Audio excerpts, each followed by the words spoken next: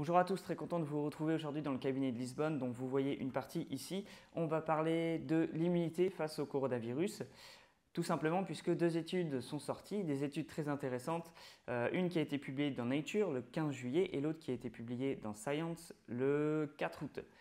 Je rappelle juste qu'on parle de ces études-là puisqu'elles ont été publiées dans ces journaux qui sont ce qu'on appelle un comité de lecture, c'est-à-dire que des spécialistes lisent plusieurs articles, vérifient leur véracité, vérifient si les études qui ont été faites pour ces articles-là ont été bien réalisées et s'ils les considèrent comme étant crédibles, seulement ils décident de les publier. Ces deux journaux font partie des journaux qu'on considère comme particulièrement rigoureux au niveau de ce qu'ils publient. C'est pour ça que lorsqu'ils diffusent un article, cet article a tendance à être considéré justement comme très crédible. Et c'est souvent sur ces articles-là qu'on s'appuie pour après retrouver des articles dans Le Monde ou dans d'autres journaux qui vont décrire ces études. Parce que d'abord, elles ont été étudiées par un comité de lecture. Donc, cette publication du 15 juillet 2020 qui s'est faite dans Nature a été faite par une équipe de Singapour et elle est vraiment très intéressante puisqu'elle nous apprend que des gens dont le sang a été prélevé aujourd'hui ont des lymphocytes T qui ont toujours en mémoire le SARS-CoV-1, donc le SARS-CoV-1 face auquel elles ont été en contact entre 2002 et 2004. Et ces lymphocytes T qui ont été en contact avec le SARS-CoV-1 il y a donc 17 ans sont capables de reconnaître le SARS-CoV-2 qui est donc le virus de la Covid-19. C'est-à-dire qu'on est face ici en fait à une preuve de l'immunité adaptative face au coronavirus. Les lymphocytes T, ce qu'on appelle les lymphocytes T mémoire, vont retenir en mémoire en fait un virus auquel ils ont été confrontés. Cette immunité peut durer certaines années. Dans ce cas-là, on pensait avant cette étude-là qu'ils pouvaient le garder en mémoire jusqu'à 11 ans pour le SARS-CoV-1. Et il s'avère en fait que 17 ans plus tard, non seulement ces études sont toujours actives contre le SARS-CoV-1, mais elles le sont aussi contre le SARS-CoV-2. C'est-à-dire qu'il y a en commun entre le virus SARS-CoV-1 et le virus SARS-CoV-2 une partie de la molécule qui est reconnue par ces mêmes lymphocytes T. Donc c'est une très bonne nouvelle, ça veut dire que l'immunité adaptative, c'est-à-dire l'immunité mémoire si vous voulez, fonctionne contre le SARS-CoV-2. Donc ça, c'est une première chose. La deuxième chose qui est très étonnante, c'est qu'on a fait des prélèvements chez des gens qui n'ont jamais été en contact ni avec le SARS-CoV-1 ni avec le SARS-CoV-2 et pourtant, il y avait dans le sang de ces personnes-là des lymphocytes T qui étaient capables malgré tout d'attaquer le SARS-CoV-2 chez à peu près 50% des prélèvements qui ont été faits. Donc une personne sur deux a déjà une immunité adaptative contre le SARS-CoV-2. Donc là on s'est demandé comment est-ce possible que des lymphocytes T puissent reconnaître le SARS-CoV-2 et l'attaquer.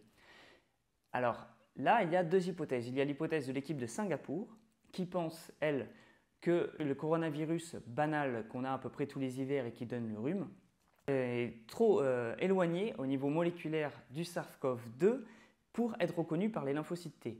Donc eux, ils penchent plutôt vers l'hypothèse que ce virus, en fait, on a été en contact avec à cause des animaux qui, eux, ont des virus qui ressemblent au SARS-CoV-2. C'est-à-dire qu'une personne sur deux aurait été en contact avec un animal à un moment qui a eu un virus qui s'approche du SARS-CoV-2. C'est pour ça qu'une personne sur deux a une immunité déjà contre le SARS-CoV-2. Voilà l'hypothèse de Singapour. Maintenant, on a une hypothèse qui va contre celle de Singapour, qui est donc justement développée dans Science le 4 août, donc un peu plus récente, et qui est, elle, mise en avant par des Californiens. Les Californiens, ils ont eux aussi découvert qu'en effet, les lymphocytes T pouvaient garder en mémoire le SARS-CoV-2. Donc, vous vous doutez bien que ça, en fait, c'est une découverte qui nous amène à comprendre qu'un vaccin peut être efficace. Eux, par contre, ils pensent que les virus du rhume, le virus banal qu'on a chaque hiver, eh bien, est suffisamment proche au niveau moléculaire pour être confondu entre guillemets avec le SARS-CoV-2 et que donc les lymphocytes T qui ont été en contact avec certains virus qu'on a l'hiver, eux vont garder en mémoire la forme de ce virus qui est suffisamment ressemblant au SARS-CoV-2 pour l'attaquer. Donc voilà ces deux hypothèses. D'un côté, on a une personne sur deux, globalement dans la population générale, a été en contact avec quelque chose qui ressemble au SARS-CoV-2. L'équipe de Singapour pense que c'est un virus qui vient des animaux. L'équipe californienne, il y a d'autres études d'ailleurs américaines qui ne viennent pas de Californie mais qui viennent à la même conclusion, pensent eux que c'est un virus banal qu'on attrape en hiver qui ressemble suffisamment au SARS-CoV-2 pour être reconnu par les lymphocytes T. Voilà ce que je voulais dire sur ces deux articles. Maintenant, ça peut être intéressant du coup de comprendre quelles peuvent être les stratégies qu'on adopte grâce à ces nouvelles découvertes. Dans ce cas, on a en gros 3 possibilités. La première, c'est bien sûr la vaccination. C'est-à-dire que maintenant qu'on sait qu'on garde en mémoire à peu près au moins 17 ans le virus, eh bien on sait qu'un vaccin va être efficace longtemps, si le virus n'évolue pas, bien entendu. Donc du coup, la première solution, c'est la vaccination.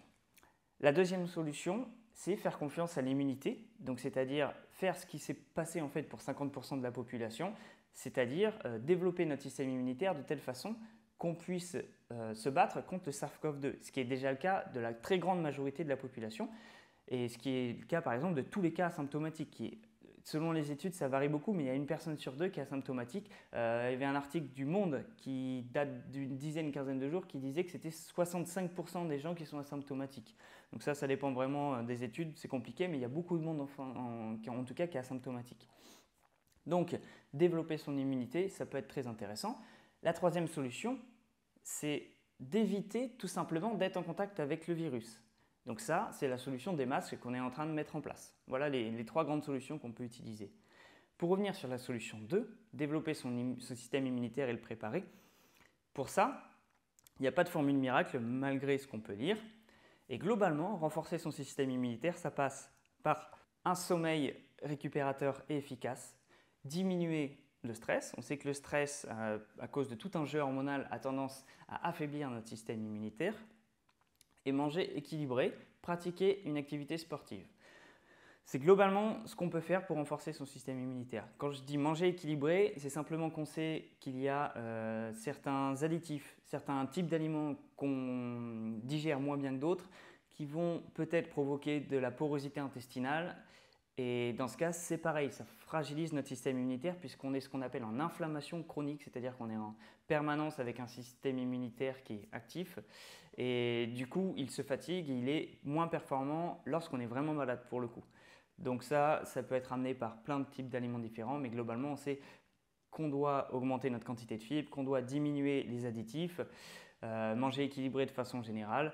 Après, ce type de considérations alimentaires, vous les retrouverez dans d'autres vidéos que j'ai fait, dont celle sur le blé que vous avez certainement déjà vue. Voilà ce que je voulais vous dire pour aujourd'hui. Et je vous dis à très bientôt puisque je suis toujours sur la conception de la vidéo sur le vin qui sortira, je l'espère, fin du mois d'août. Allez, à bientôt!